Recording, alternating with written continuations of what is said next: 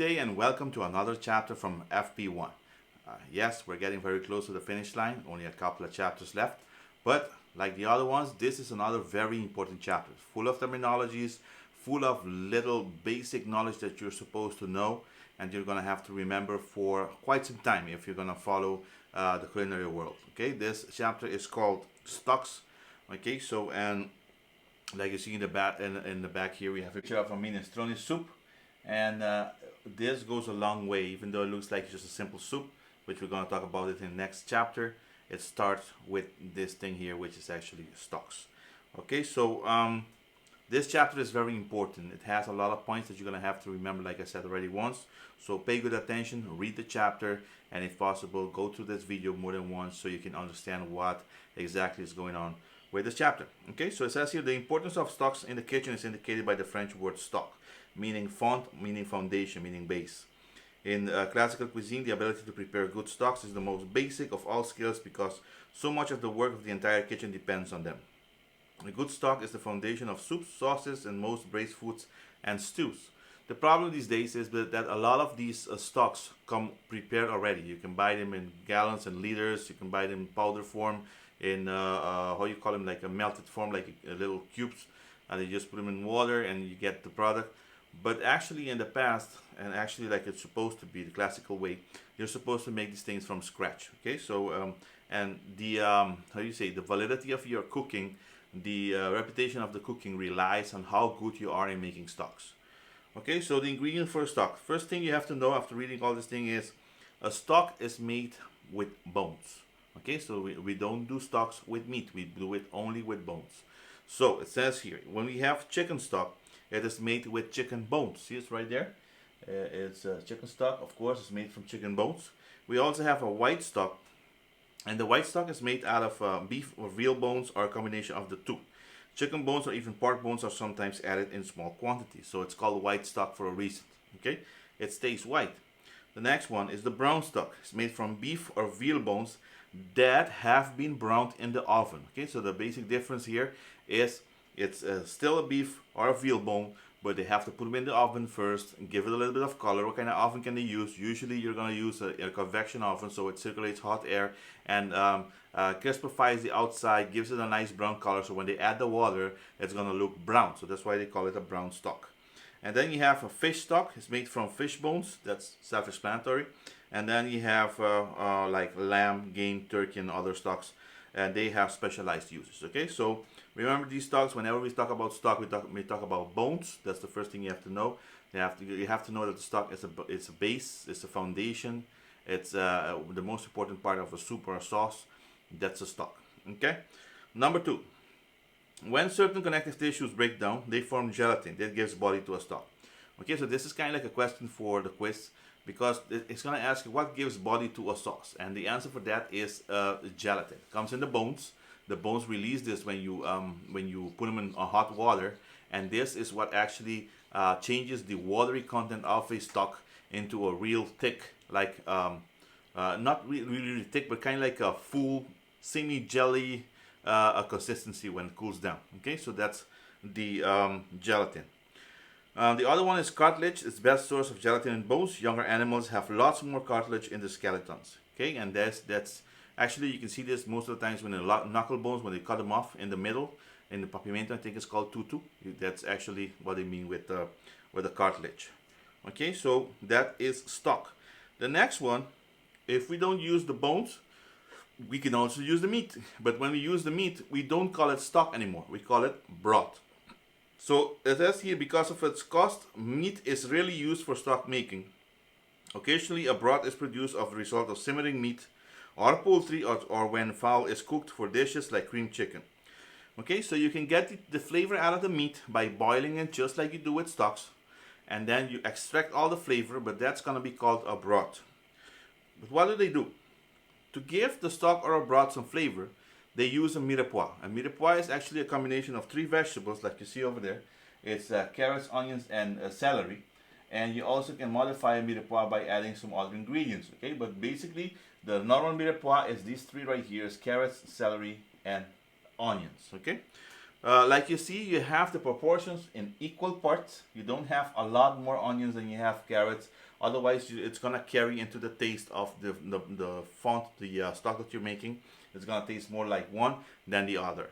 These ones are used for giving flavor to the stock or the broth. It's important to notice also that they have the identical shapes on each one of them. This is for them to cook at an even rate. Okay, if you cook the other ones, if you cut them bigger, they're gonna cook. It's gonna take longer, and by the time they cook and get the flavors out, the other ones will have been like gone already. So they would have mushed out and disappeared. Okay, so you have to do all three in the same size. Good. We have some recipes here for making stuff, and then you have the white mirepoix.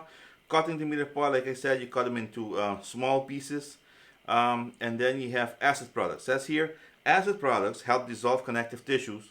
Thus, they are sometimes used in stock making to extract flavor and body from bones.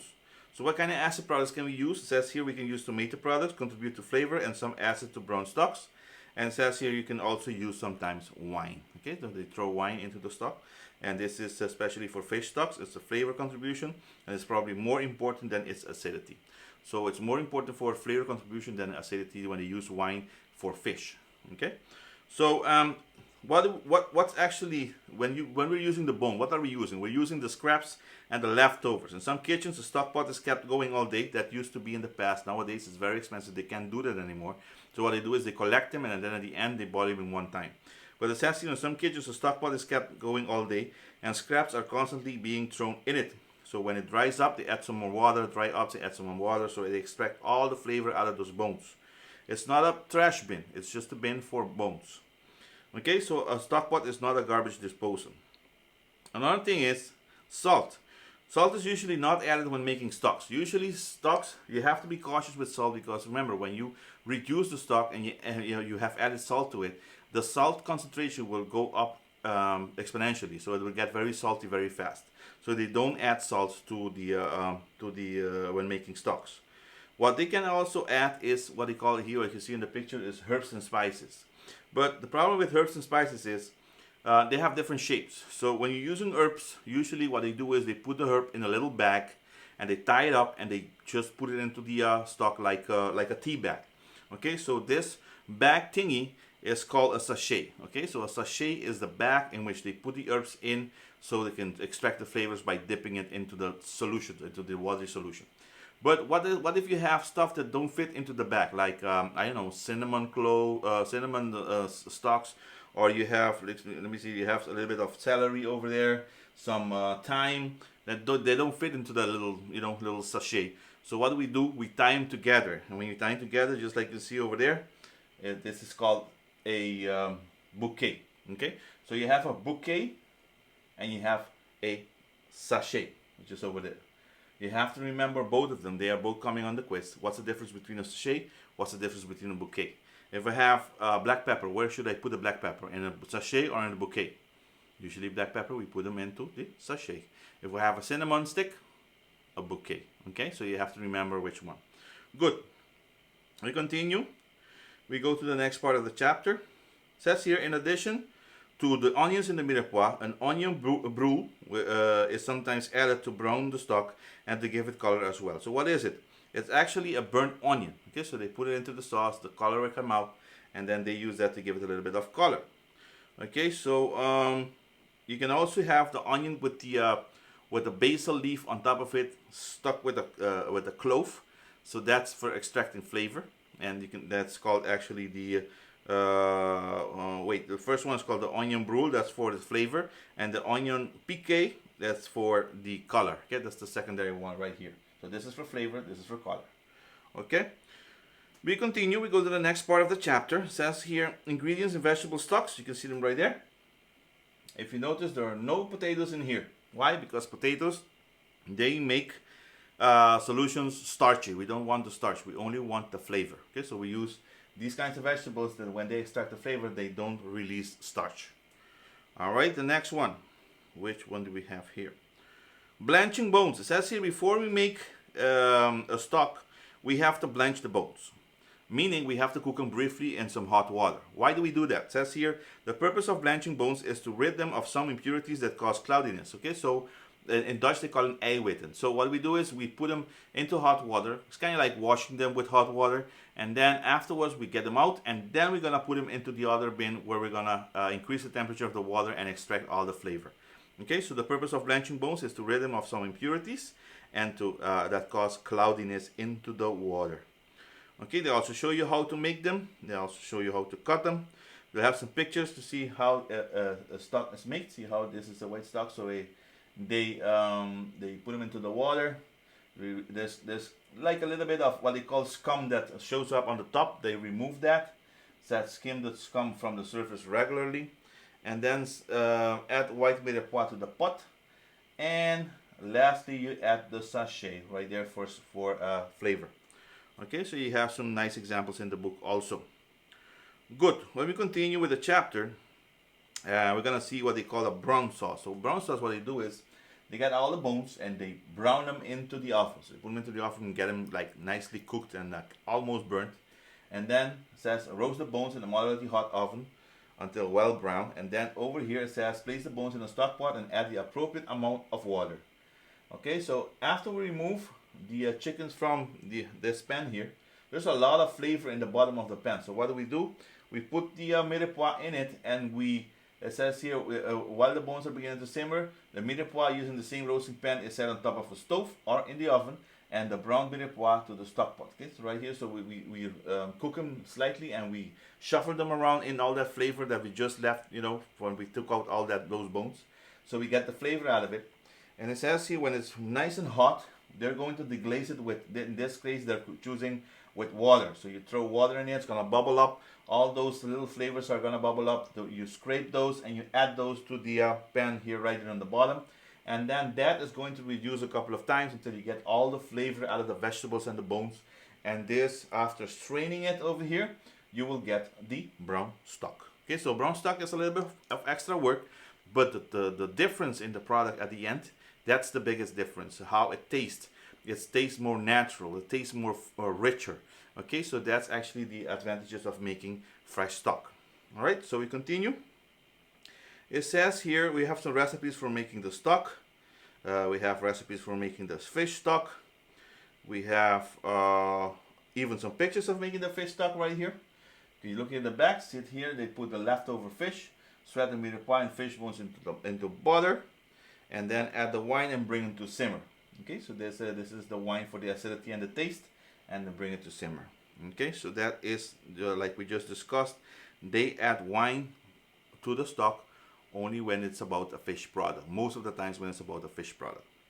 Okay, so what are we looking in stocks? That's the quality for stocks. Number one, the clarity. When hot, a well-made beef veal chicken stock is nearly clear. Okay, should be transparent but full of flavor, but transparent, not white and cloudy like you just added a potato in it and it just, or flour, and it just clouded up everything. No, it should be nice and clear. Number two, color. When hot, white stocks made from beef should not have any color. So apart from telling you it should be clear, they tell you it should not have any color. Okay.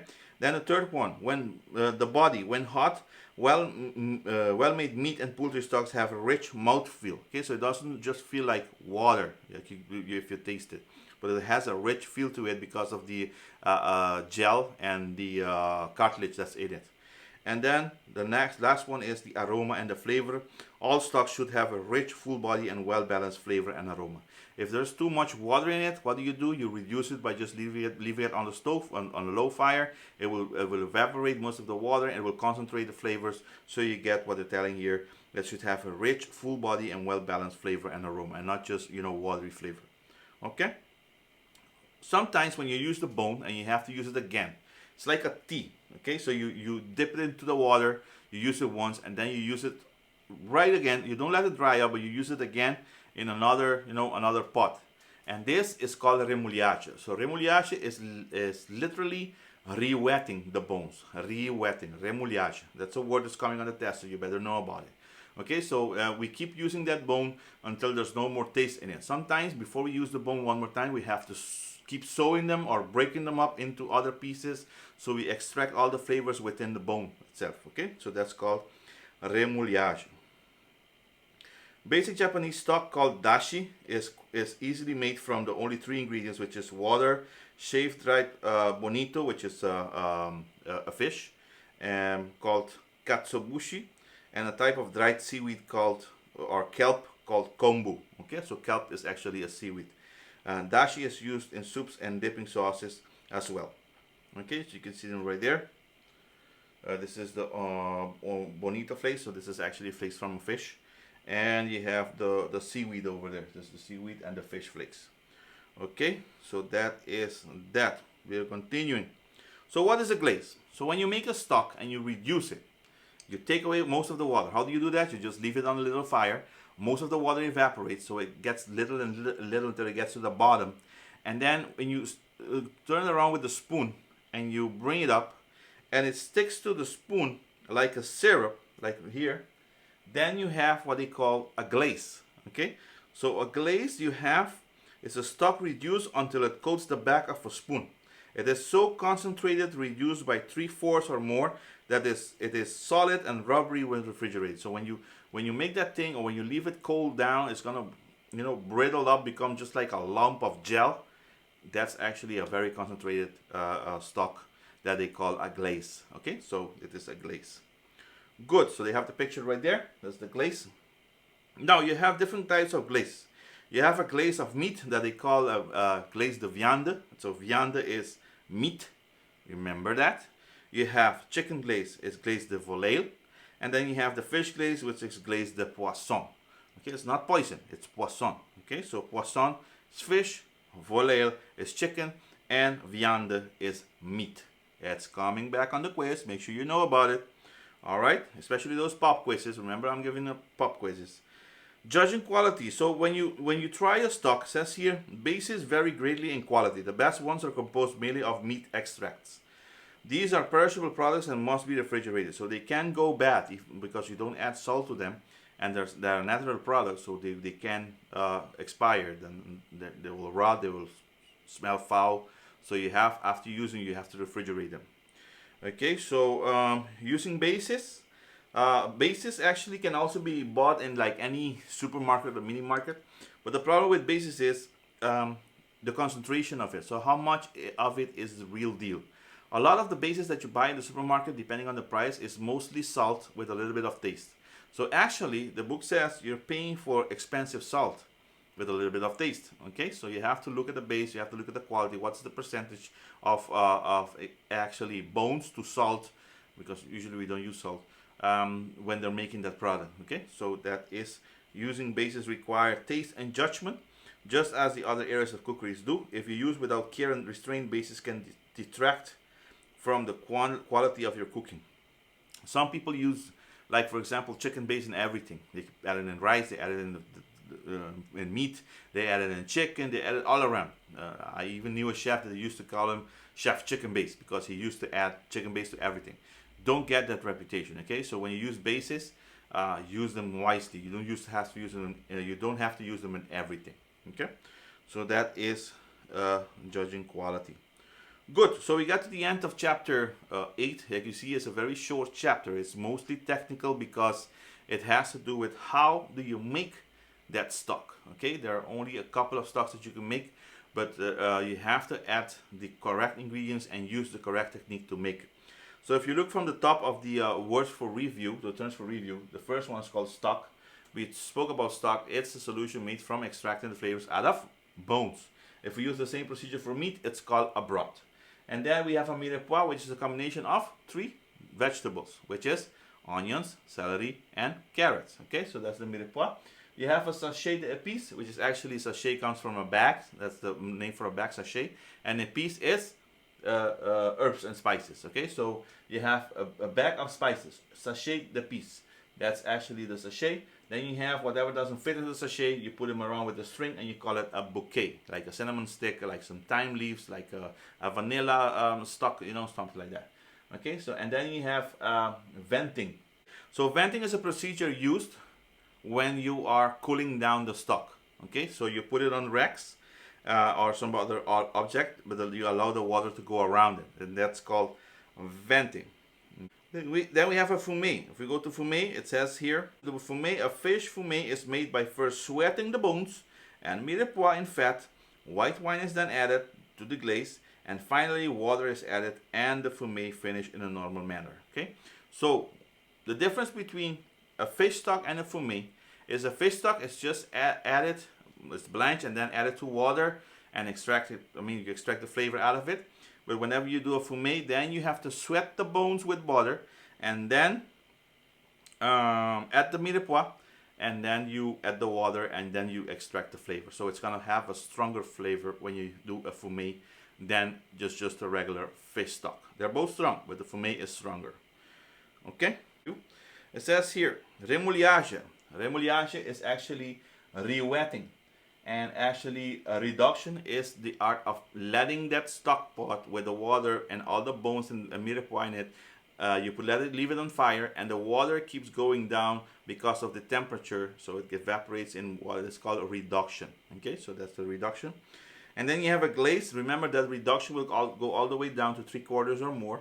And then when you use a spoon and it sticks in the back of the spoon, that's called a glaze. And then you have the three types of glaze. You have the glaze de viande, which is from meat, glaze de volaille, which is from chicken, and the last glaze is from poisson, which is from fish. Okay, so these are the terms for review for chapter 8. I think it's a beautiful chapter. Remember, this terminology, you have to know them well. Why? Because you're going to be using this a lot in the kitchen for making sauces, for making bases, for making soups. Okay, so make sure you learn these techniques. If somebody asks you, what's a brown stock made out of? Please don't say chicken bones. Please don't say fish bones. Make sure you know what is coming from where. Okay, so with this, we finish this chapter 8, and then I see you on the next one.